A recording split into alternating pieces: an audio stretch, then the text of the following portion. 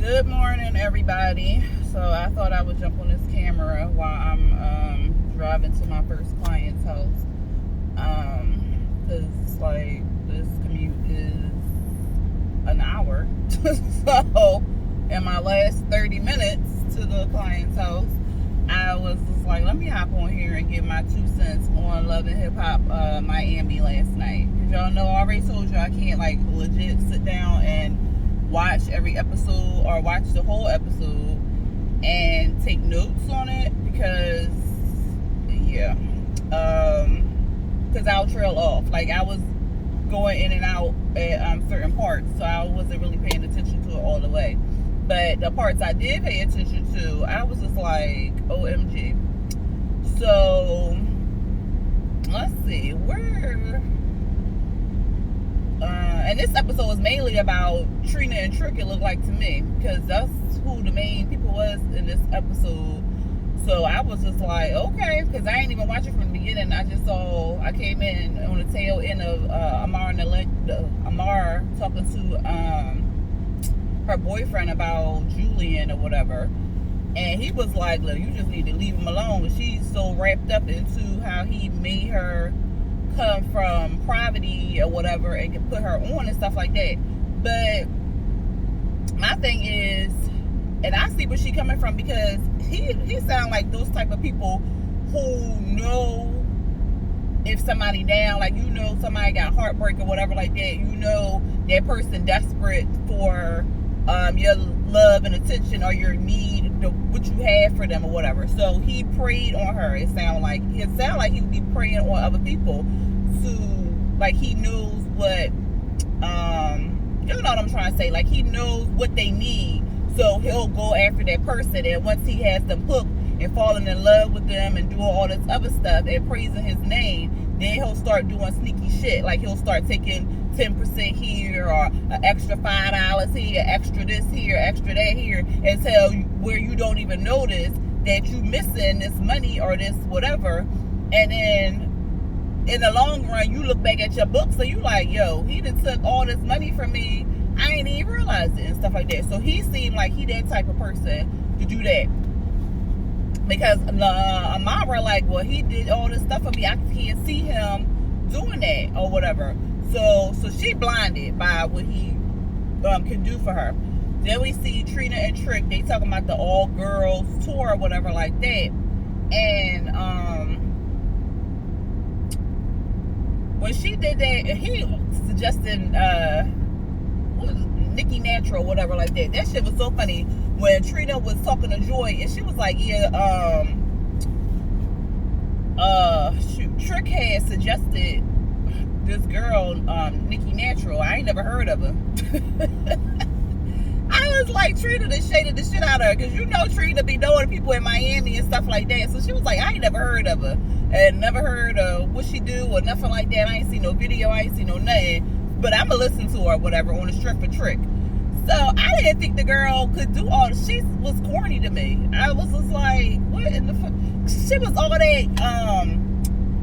It seemed like she was just doing like rhymes or whatever, and then like pausing in between, and then doing all the extra this, and to me that shit was whack. I was just like, okay, you can put a rhyme together. Anybody can put a poem or something together, make it sound good, but she sounded like real whack. So the fact that she want to get all hype, shit, I can't even talk, y'all. Getting all hyphy with Trina, I was like, not Trina, not the baddest bitch and the queen of Miami. Like, no, you don't do that. And everybody, look, I ain't even from Miami, and I know you don't get rowdy with no Trina, because she the main chick of fucking Miami and put people on and all this other stuff. You don't get rowdy with the queen. Like, no, you don't do stuff like that. So for her to be getting all badass, I said, As soon as she said something, as soon as she said why to Trina, I said, oh Lord, she done sealed her coffin. And then she want to pull the mic from her and turn her mic off. I said, girl, you doing way too much, and you ain't even on a radio or on iTunes or shit, what's the other one? SoundCloud. You ain't on none of them things, and you already turned up. If you don't turn down and stop acting a goddamn monkey, and so that other girl, the other girl sounded better than her anyway. So I think Trina was just basically trying to get that girl a second chance to show if she could do what she could do, because that other girl in the silver, she sounded better than freaking Nikki Natural anyway. So I don't even know why it was a battle, but like I said, I think she was just trying to give her an extra chance to be like, all right, prove yourself again, because like, you all right, you can rhyme, but is you gonna do all that extra stuff again? And since the girl got an attitude, to me it was like, oh no, you can't do no shit. Like, you really can't rap. That was the only thing you brought to the table. Like, all this cartoon type shit. Like, ain't nobody got time to be hearing all that. Like, sweetheart, go on, build up your craft some more, and then we'll talk to you later. When she went into that goddamn studio with Trick with her titty all hanging out and shit like that, and then I don't know what the producer, not the producer, the Trick's friend or whatever, I don't know what his name was, but when he was like, what happened at the showcase or whatever, and Trick started to tell him, he was like, Trina took the mic from her, and he was like, no, Nikki took the mic from Trina. His face was like, what? I was cracking up, yo. I said, yeah, because even he know you don't do no shit like that. And so she all trying to act like she know more than everybody else, like she know more than Trina, or she know more than Joy. And he like, Joy knows something about music. She was married to Trick Daddy Dollars, and for 7 years, and I done put out 7 albums and all this other stuff, so she knows something about music. I was like, girl, if you don't settle down. And then she tell myself, well, if she wasn't in the picture, then we wouldn't have had to talk to Joy. So you mad at Joy and not Trina, or not yourself for that matter. And then I'm like, Joy freaking Trina cousin, so she gonna be around regardless if Trick around or not. So girl, shut your mouth. She was just annoying as all get out. And then the other part that caught my, well, it was 2 other parts. The part with Trina and Amara.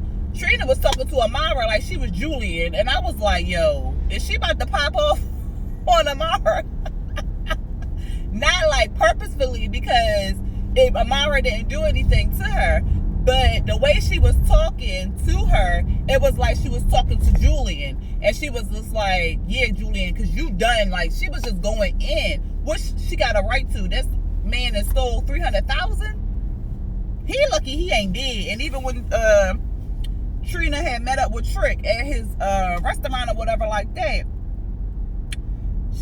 Trick was like, yo, you know, such and such want to find him and get him or whatever like that. You just say words. So he lucky she ain't put his head on no platter or nothing like that. She basically like, look, we gonna handle this the right way, the legal way, and we gonna do it that way. But the way she was talking to Amara, she was basically talking to freaking Julian, and she was like, Julian, you done. That's what I'm gonna say to him. I said, oh, okay. You realize you talking to Amara and you not talking to Julian. She was about to go, okay? And Amara was just like, well, have you heard something about me? Like, what's going on with me? And then she realized, like, her stuff has slowed down or whatever. That should tell you something right there. Like, you talented too. Like, if he not really putting you and pushing you to be where you supposed to be, then he doing some shady stuff now. He doing it slowly. And now, since Trina got a major issue with him, now you seeing, like, you know what? Well, my showcasing and all this other stuff, my bookings have been slowing down and stuff. Yeah, because he slowing that stuff down. He probably taking that money that you paying him to book you or whatever. So, girl, you talking about something. If you about to be hit by a train and warn me, she did. You better move out the goddamn way, or you gonna get hit by the train, and then a few years later, you gonna be looking stupid as hell. She better find her a manager who actually legit. And even Trina was like, why you think you the only person that want to work with him? Girl, I was like, poor Amara. All she want to do is, hit mainstream and, get her stuff out there. And this dude out here, what the hell is this man doing? Is this the postman? I I wish y'all could see. I wish I could turn this camera around. Y'all can see this thing. This thing postman. He got a cigarette in his mouth. He don't look like he is ready for work. I cannot, child. He look like he just rolled out the bed. But anyway, then he was in the middle of the street. I didn't understand that part. That's why it had caught my eye. But anyway, yeah. Trina was like, why you think you the only person that work with him?